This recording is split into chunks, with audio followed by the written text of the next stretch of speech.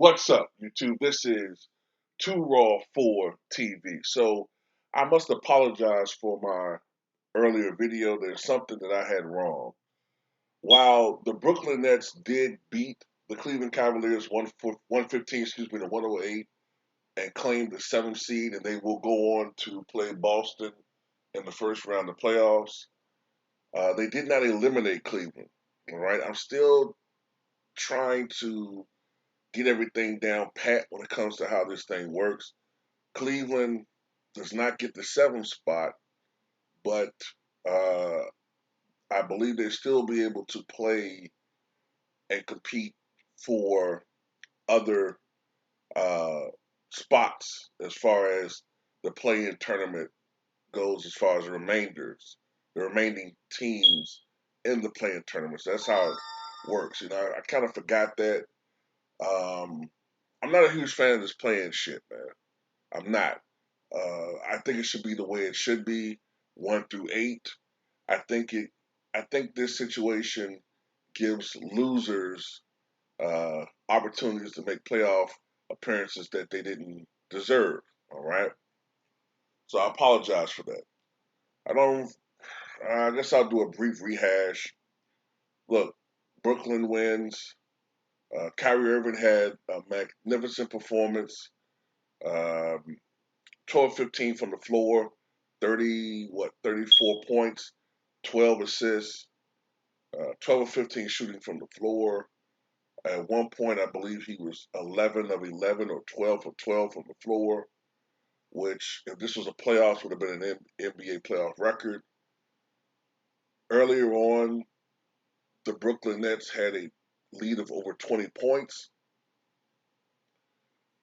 Cleveland was able to get back into the game largely because of the efforts of Darius Garland and the floor generalship of Rajon Rondo.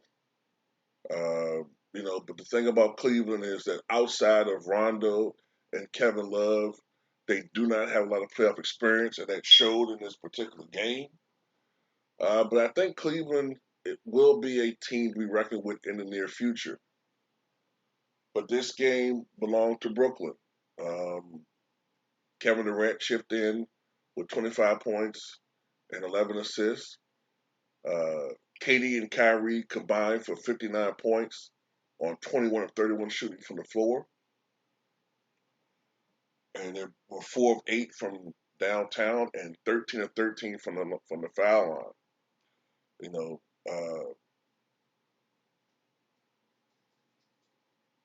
I think Andre Drummond had something like 12 points and 9 rebounds. Seth Curry, who I believe has a sprained ankle, did not play well at all. Goose egg, 0 points, 0 of 4 from the floor. Uh, Brown had something like 18 points. But overall, Brooklyn was just too talented for this particular team. So, while Cleveland's next opponent remains to be determined,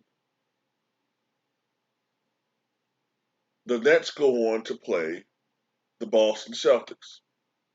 Now, if Boston had Robert Williams, I would be even more confident that Boston would go on to win in the first round. I would say 4 games to maybe 2. But without Robert Brown, I think it will be a very interesting series. It could go to 7. I still want to favor Boston, but with Kyrie and Katie, you just never know. I was a little bit more pro Boston, but now I'm thinking about it. They don't have Robert Williams. That could hurt them. All right. I want to say Boston is 7, but we'll see. At the same time, however, the Brooklyn Nets are determined upon 2 great players having great games each night, or at least one of them having. If they don't have great games, one of them has to have an exceptional game to offset it. That could uh, in the long run catch up with Brooklyn, but we'll have to wait and see. The others have to step up for Brooklyn in those situations. Um, I think Boston will be motivated. Boston was eliminated by Brooklyn last year in the first round. I still maintain that had Boston had Jaylen Brown and Kemba Walker, even though Kemba Walker did not have a good year, I still think if they had them, it would have been a more uh, competitive series. Remember, most people thought the Nets were going to sweep Boston, and they didn't. One of those games, the one victory that Boston got, Jason Tatum dropped 50. So I think it's going to be a really good series, but we'll have to wait and see. But tell me what you guys think.